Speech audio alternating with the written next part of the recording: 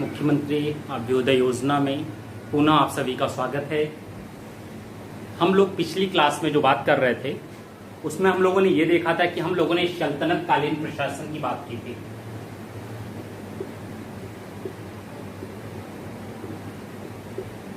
और इस प्रशासन में ये चीज देखा था कि कैसे सल्तनत कालीन सुल्तानों ने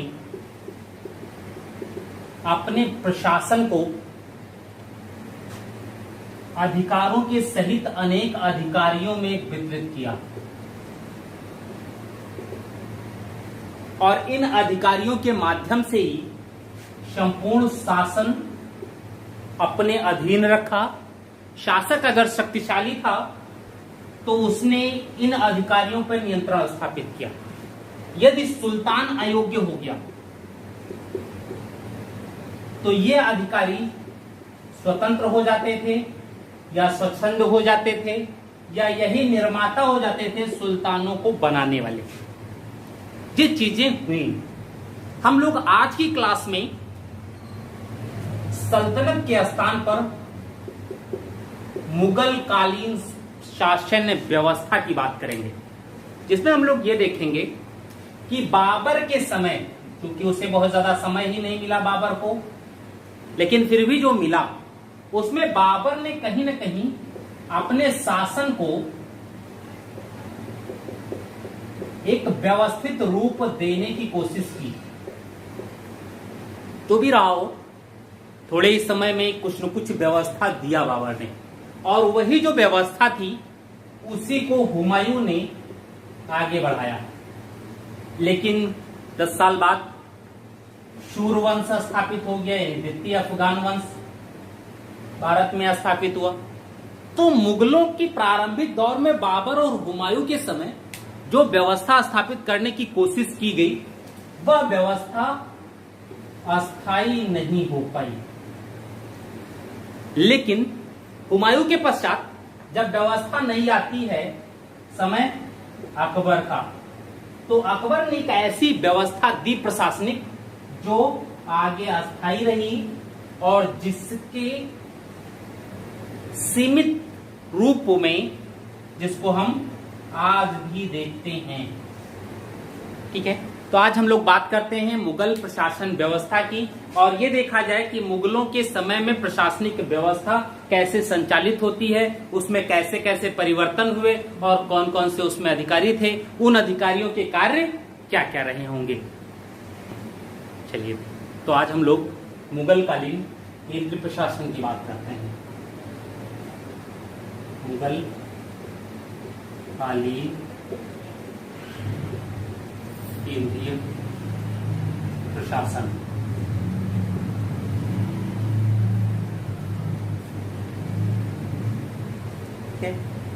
जब हम मुगल कालीन केंद्रीय प्रशासन या कोई भी प्रशासन की बात करते हैं तो इसमें सर्वोच्च सत्ता या सर्वोच्च स्थान किसका रहा? हमेशा बादशाह का। मुगल काल की बात हो रही है तो बादशाह, सल्तनत काल की बात होगी तो सुल्तान। ठीक है, तो सर्वोच्च सत्ता यानी केंद्र में जिसके पास सभी शक्तियों का केंद्रीकरण हो वहां कौन है? बादशाह या बादशाह। ठीक है, अब जब बादशाह से नीचे की बात करते हैं, क्योंकि बादशाह के विषय में हम लोग ऑलरेडी इतना जानते हैं, उसके अधिकार असीमित थे, इसलिए हम जब बात करते हैं तो प्रशासन की बात करेंगे तो बादशाह के अधीनस्थ अधिकारियों की बात करेंगे, न कि बादशाह की बात करनी है। तो अब इसके अधीनस्थ अधिकारियों में जब बात करते हैं तो जो मुगल में पहला अधिकारी था वो होता था वकील। ठीक है, इसको वकील मुतलक भी कहते थे, या वकीली आप कह सकते हैं, या वकील मुतलक। ठीक है, हम इस वकील की जो बात देखते हैं वो स्टार्ट होता है बाबर के समय से, लेकिन महत्वपूर्ण पद बनाइए बैरम खां के समय, क्योंकि बैरम खां हुमायूं के वकील थे। ठीक, अकबर की संरक्षकता भी बैरम खां के अधीन रही, और जब अकबर गद्दी पर बैठे तो अकबर के भी वकील यानी अकबर के पहले वकील बैरम खां ही रहे। और टाइम पीरियड इनका क्या रहा? 1556 से 60 तक। अब देखिए वकील का अधिकार क्या क्या रहा होगा। बाद में अकबर के समय माहम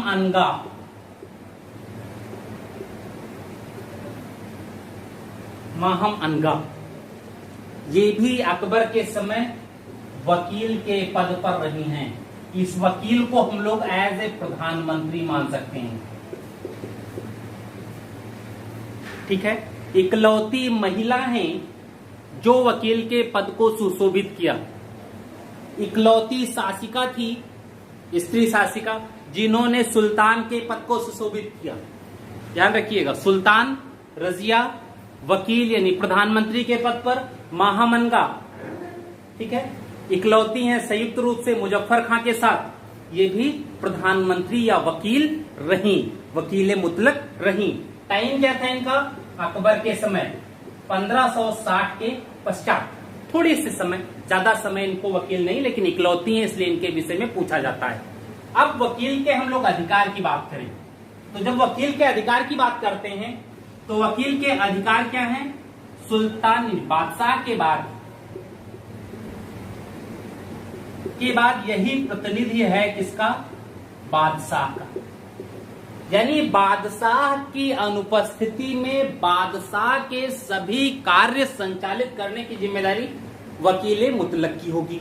ठीक, अब अगर यही है तो इसका कार्यक्षेत्र क्या होगा? न्यायिक। पहला भाई जो सुल्तान के पास अधिकार है, बादशाह के पास अधिकार, वो वकील के पास दिया जाएगा। दूसरा क्या होगा? प्रशासनिक, क्योंकि सुल्तान के पास भी प्रशासनिक अधिकार थे, वकील के पास भी प्रशासनिक अधिकार आएंगे। ठीक, अब इस प्रशासनिक अधिकार में इसके पास राजस्व प्लस सेना, ये दोनों के भी अधिकार होते थे। राजस्व वसूली भी जा सकता था, यानी दीवान इसके अधीन है, उसके कार्यों की जांच पड़ताल ये कर सकता है। मीर बख्शी वो भी इसके अधीन है, यानी मीर बख्शी के भी कार्यों की जांच पड़ताल ये कर सकता है। ठीक है, अब कई वकील हुए, सबके समय अलग अलग वकील हुए। सामान्यतः पूछा इनके बारे में ही जाता है, नहीं तो वकील ए मुतलक था कौन? तो इसके विषय जानिए कि वकील ए मुतलक शासक के जस्ट बाद का अधिकारी होता था, जो शासक की अनुपस्थिति में शासक के सभी कार्य प्रतिपादित करता था या निष्पादित करता था।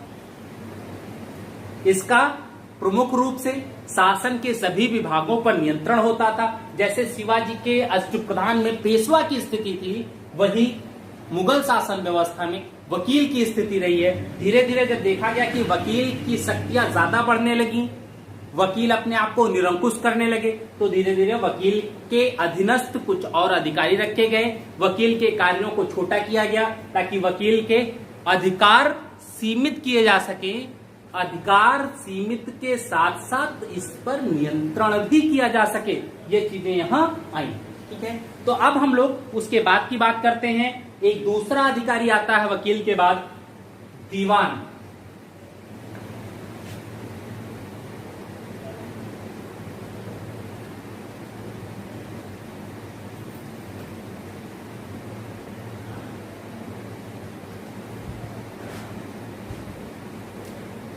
दीवान अशरफ,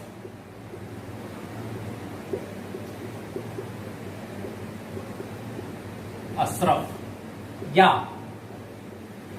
दीवान आला, दीवान अशरफ या दीवाने आला। ठीक है, दीवान से जैसे दीवान नाम आए सामने, मान लीजिए कि यह बंदा राजस्व से संबंधित होगा। दीवानी इत्यादि सुना ही होगा, कचहरी इत्यादि होती है, वहां क्या होते हैं मुकदमे? ज्यादातर राजस्व से संबंधित मुकदमे ही सुने जाते हैं दीवानी में। तो जब दीवानी में राजस्व से संबंधित, तो दीवान यानी राजस्व से संबंधित होगा। तो दीवान राजस्व से संबंधित है। इसके कार्य क्या हो सकते हैं? राजस्व की वसूली, आय व्यय पर नियंत्रण, उनकी लेखा जोखा, ये सारे काम होते थे। अब दीवान के पास भाई काम भी तो बहुत हो गया, सब चीजें पूरा वित्त मंत्रालय इसी के पास है, वसूली इत्यादि का भी ठेका सब इसी के पास है, किसको कितनी जागीर देनी है, किस व्यवस्था में किसको नियोजित करना है, सारा काम इसका है। मनसबदारी जागीरदारी व्यवस्था पर नियंत्रण, उसके अधीनस्थ कर्मचारियों पर नियंत्रण, मनसबदारों पर नियंत्रण, जागीरदारों पर नियंत्रण, ये सारा काम इसके अधीन है। नियंत्रण कैसे? राजस्व के क्षेत्र में, सैनिक क्षेत्र में नहीं है, सिर्फ और सिर्फ राजस्व के क्षेत्र में। जब नियंत्रण इत्यादि उनके पास राजस्व के क्षेत्र में है तो टोटल वित्तीय स्थिति इन्हीं के तो हाथ में होगी। तो उस नियंत्रण को स्थापित करने के लिए इनके पास कई अधिकारी भी होते थे। जैसे हम लोग एक चार्ट के माध्यम से समझ सकते हैं। दीवान, देखिए पहला अधिकारी दीवान तंग,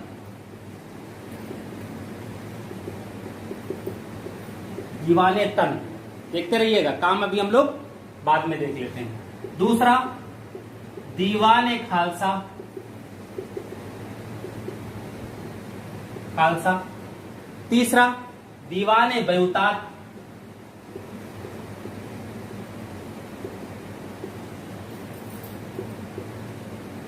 बयूतात। चौथा दीवाने मुस्तौफी,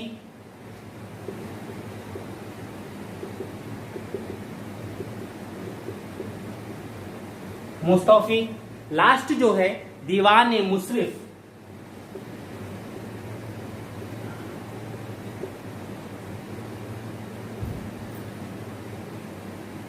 ठीक है। कितने हो गए? 1 2 3 4 5, यानी 5 ऐसे अधीनस्थ अधिकारी हैं जिनका काम है मुख्य दीवान यानी दीवाने अशरफ के कार्यों को निष्पादित करने में सहायता देना। अब इन सबके भी अपने अपने कार्य हैं। क्यों कार्य का बंटवारा किया गया? ताकि दीवान की भी शक्तियों को नियंत्रित किया जा सके।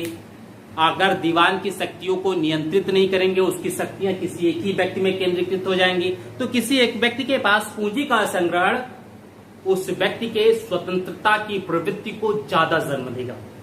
इसलिए दीवान की शक्तियों को नियंत्रित किया गया। दीवाने तन का काम क्या है? देखिए, वेतन संबंधी कार्य,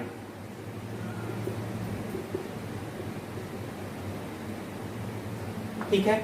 दीवाने तन का काम था वेतन संबंधी कार्य को देखना। साथ ही साथ अगर वेतन संबंधी, तो हम जब मुगल काल की बात करते हैं तो देखिए इसमें वेतन किस रूप में दिए जाते थे? कुछ को नगद दिए जाते थे, कुछ को जागीर दिया जाता, तभी तो जागीरदारी पद्धति आई, ठीक है।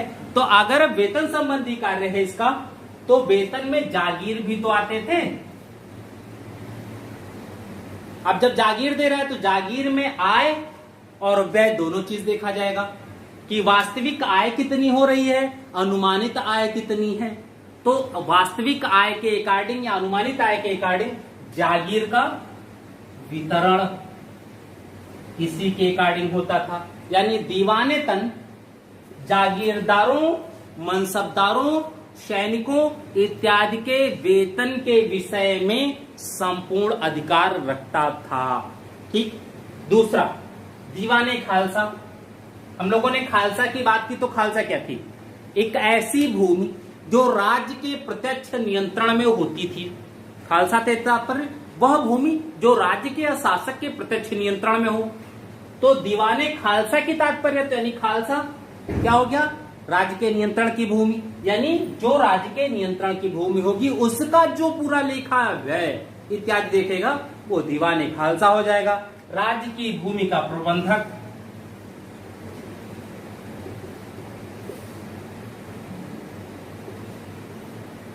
ठीक है।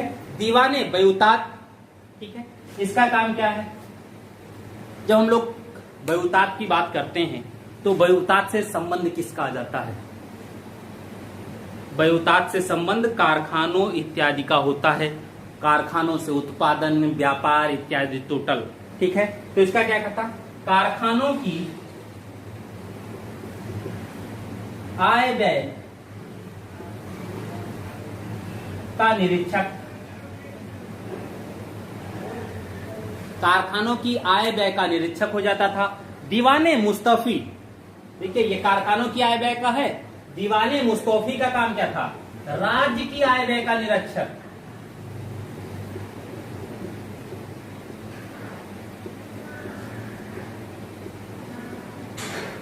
यानी महालेखा परीक्षक है। वर्तमान में जो महालेखा परीक्षक का कार्य है वही दीवाने मुस्तौफी का मुगल काल के दौरान कार्य होता था।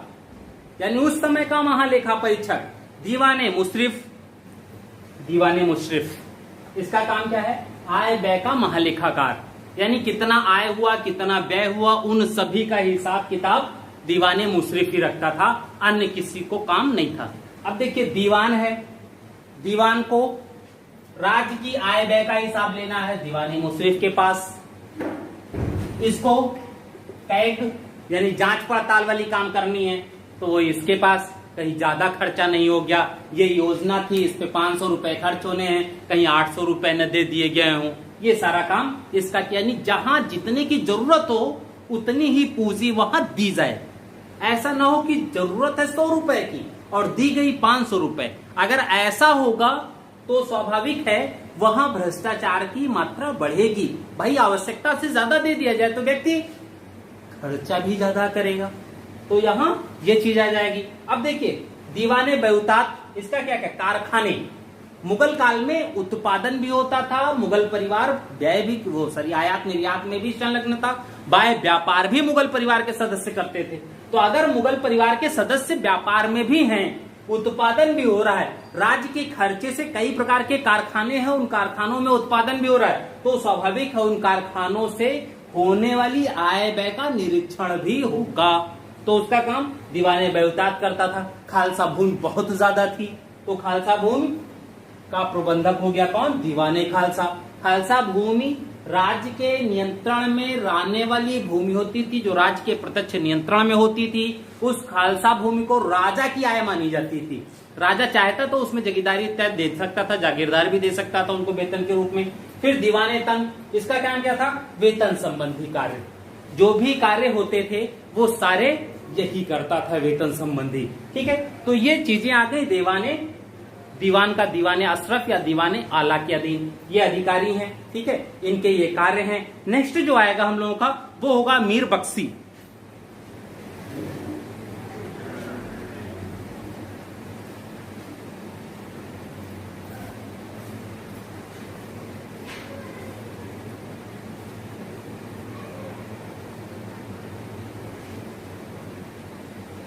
मीर बख्शी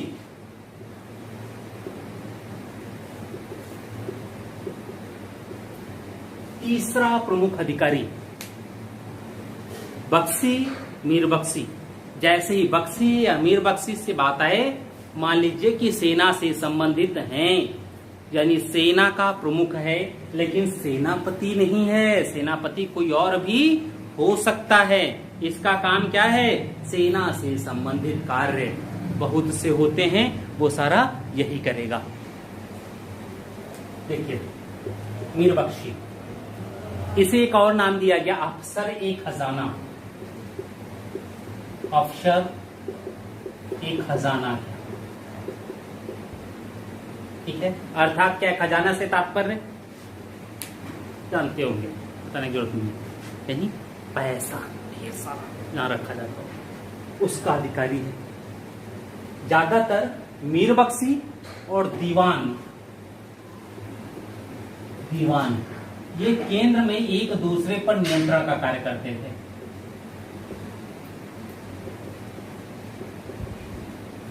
भाई खजाना है तो खजाने की सुरक्षा कौन करेगा? सेना तो करेगी। और सेना किसके अधीन? मीर बख्शी के अधीन। खजाना कलेक्ट कौन करेगा? दीवान। तो एक दूसरे के पूरक भी हैं और एक दूसरे पर नियंत्रण का भी कार्य कर रहे हैं। ठीक है। दूसरी चीज हाकिम्स, लोग इस पे बात की है। हाकिम्स किसके समय आया? जहांगीर के, यही तो। और जहांगीर के समय जब आया तो इसने मीर बख्शी को क्या कहा? Lieutenant general. Lieutenant lieutenant general कहा है, ठीक, पहला चीज। दूसरा देखिए, यह सेनापति नहीं होता था, प्रमुख सेनापति नहीं होता था। क्यों? क्योंकि सेनापति का काम क्या होता है? सेना को नेतृत्व प्रदान करना, ठीक है। और जिस व्यक्ति के पास सेना के वेतन की जिम्मेदारी होगी, वेतन देने की जिम्मेदारी होगी, सेना के प्रशिक्षण इत्यादि की जिम्मेदारी होगी, वह इसी कार्य में इतना ज्यादा व्यस्त रहेगा कि वो नेतृत्व के विषय में या प्रशिक्षण के विषय में, अपने स्वयं के प्रशिक्षण के विषय में नहीं सोच सकता। तो अगर वो स्वयं को प्रशिक्षित नहीं रखेगा सेना के लिए, तो फिर सेनापति कैसे हो सकता है? ये तो होगा। तो अगर वो सेनापति नहीं हो सकता, तो फिर उसका काम, सेनापति का कार्य किसी और को होगा। और मीरबख्शी का काम क्या होगा? सैनिकों के वेतन का कार्य, ठीक है, वेतन का काम, प्रशिक्षण का काम। और देखिए इनका काम क्या है। हम लोगों ने बात की है गुप्तचर व्यवस्था की, ये तो बात की थी। बरीद, ये होते थे गुप्तचर मुगल काल में, जैसे वहां मुन्हियान, वैसे यहां बरीद। उसमें भी बरीद पाए जाते थे, लेकिन मुख्यतः मुन्हियान ही होते थे। दूसरे शवानी या वाक्यानवीश, ये सब अलग अलग गुप्तचर हैं, ठीक है। इनका प्रमुख होता था कौन? मीरबख्शी, यानी संपूर्ण गुप्तचर व्यवस्था का प्रमुख मीरबख्शी है। ये लोग अपनी रिपोर्ट किसको देते थे? मीरबख्शी को। अर्थात एक महत्वपूर्ण पद है प्रशासन में। हम जब लोग देखते हैं तो ये तीसरा प्रमुख पद है। वकील पहले पे, दूसरे पे दीवान और तीसरे पे मीरबख्शी। सैनिक अधिकार नहीं है, सेनापति नहीं है, लेकिन फिर भी संपूर्ण सेना और संपूर्ण गुप्तचर व्यवस्था को नियंत्रित करने का काम इसी बंदे के पास है। देखिए दूसरा इनका काम। अब जब हम इनके गुप्तचर व्यवस्था की बात कर लिए कि गुप्तचरों पर इनका ही काम होता था, ठीक है, तो अब इसके साथ और भी काम क्या आते हैं? मनसब का आवंटन।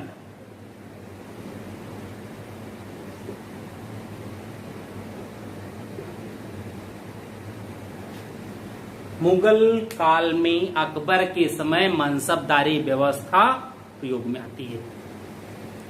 अब मनसबदारी जब व्यवस्था आई तो मनसब का भी आवंटन होगा। मनसब में जब देखते हैं तो फजल के अनुसार 66 प्रकार के थे, लेकिन उन्होंने उल्लेख केवल 33 प्रकार के मनसबदारों का किया। और उसमें भी प्रमुखता उन्होंने 3 प्रकार के मनसब बताए। ऐसे मनसब जिनके जात का पद सवार के पद से ज्यादा होता था, ऐसे जिनके जात का पद सवार पद के आधा होता था, ऐसे जिनके जात का मतलब सवार पद से आधे से कम होता था। प्रथम द्वितीय तृतीय में आगे, ठीक है। तो ये मनसबदारी व्यवस्था में मनसब का आवंटन यानी जात और सवार पद के आवंटन का कार्य किसके पास? मीरबख्शी के पास, ठीक है। दूसरा वेतन सूची। सूची जिसे कहते थे सरखत। सरखत पर हस्ताक्षर अगर इसका नहीं हुआ, सैनिकों की वेतन सूची है ये, तो फिर वेतन नहीं मिल सकता है। यानी सैनिकों को वेतन बिना इसके दस्तखत के नहीं दिए जा सकते थे। मनसबदारों को वेतन बिना मीरबख्शी के साइन के नहीं दिए जा सकते थे। जमींदारों को वेतन बिना इसके दस्तखत के नहीं दिए जा सकते थे। ऐसे लोग जिनको यहां से वेतन मिलता था, नहीं तो अधिकतर मनसबदार और जमींदारों को स्थिति क्या थी? उनको जागीरदारी क्षेत्र या मनसबदारी क्षेत्र ही दिया गया। वहां से जो राजस्व मिलता था वही उनका वेतन हो जाता था। वो राजस्व उनके निर्धारित वेतन से ज्यादा हो या कम हो, हमारी हेडक है, शासन का नहीं। तो ऐसे में होता क्या था कि जमींदार जो हैं, क्योंकि स्थानांतरित भी होता था, पैतृक नहीं होता था इनका पद, तो वो लोग करते क्या थे? कहीं कहीं ज्यादा राजस्व वसूल कर लेते, ठीक है। नेक्स्ट हुआ मीरे सामा।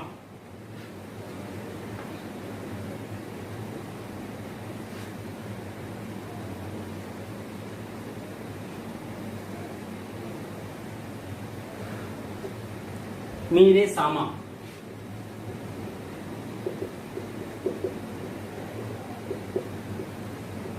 मीरे सामा, ठीक है।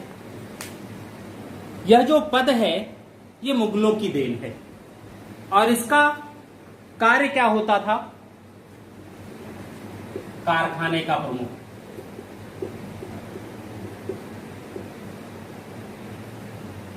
कारखाने का प्रमुख, रसोइये का प्रमुख, जो भी शाही आवश्यकताएं हों उन सबकी पूर्ति यही करता था। कारखाने का प्रमुख क्यों कहा गया? अधिकतर शाही आवश्यकताएं कारखाने में ही बनती थी, तो शाही आवश्यकता के अनुसार वस्तुओं का उत्पादन करना इसका काम है। ठीक है, आगे बढ़िए। ठीक है, शाही आवश्यकताओं का प्रबंधक। अब शाही आवश्यकताएं कुछ भी हो सकती हैं, ठीक है। दूसरा देखिए, कुछ काम और इसके हैं। दरबारी शिष्टाचार,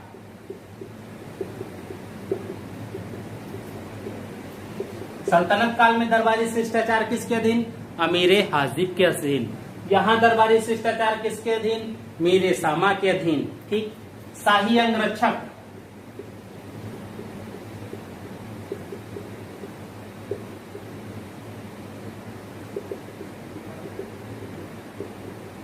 शाही अंगरक्षकों पर नियंत्रण, ठीक है। ये सारा काम मीरे सामा के अधीन होता था, यानी मीरे सामा भी राज परिवार से अच्छी तरीके से जुड़ा हुआ अधिकारी था। ठीक है, आगे बढ़ते हैं हम लोग। काजी उल कुजात जो सल्तनत में था वही यहां पे भी।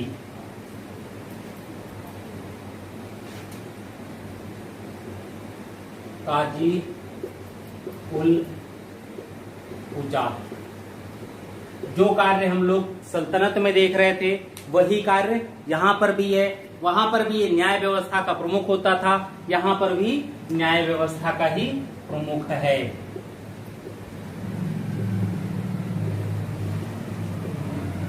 प्रमुख तो है, लेकिन इससे ऊपर कौन है?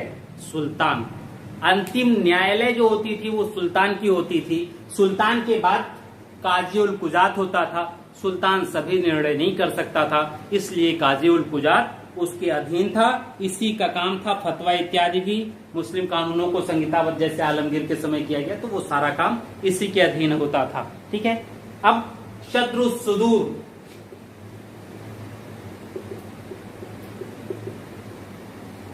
शत्रु सुदूर की बात हम लोगों ने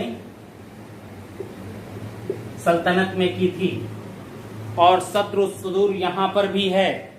ठीक है, इसके विषय में यह कहा जाता है यह बादशाह और जनता को जोड़ने वाला माध्यम है।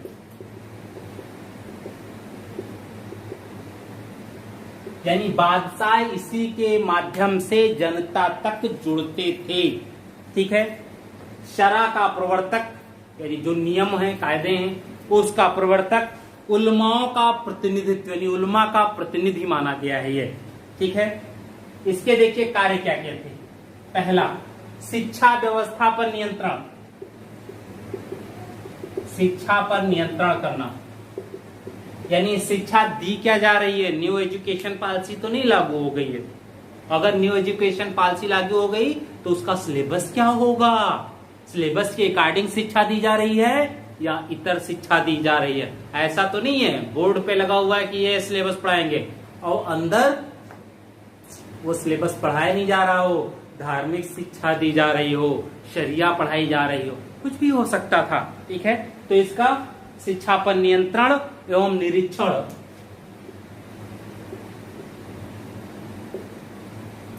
ठीक है। दूसरा क्या है? काजियों। देखिए, काजी कभी कभी ठीक होते थे, कभी कभी ये लोग स्वतंत्र व्यवहार करने लगते थे। अकबर जैसे शासक के खिलाफ भी फतवा जारी किया गया। ठीक है। काजियों, मुफ्तियों,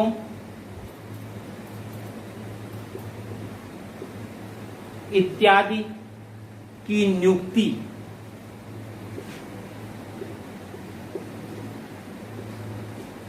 यानी धर्म के क्षेत्र में प्रत्येक नियुक्ति किसके पास? सदृश सुदूर के पास।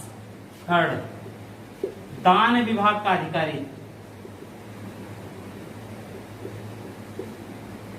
सदृश सुदूर ही है। बिना इसकी संस्तुति के किसी भी प्रकार का कोई भी दान नहीं दिया जा सकता था। अंतिम दान की अपील यही था, आपको फ्री की कुछ पानी है तो सदृश सुदूर के पास आपको जाना होगा। ठीक है, कौन किस लायक है उसको यह अपने हिसाब से दान इत्यादि देता रहता था।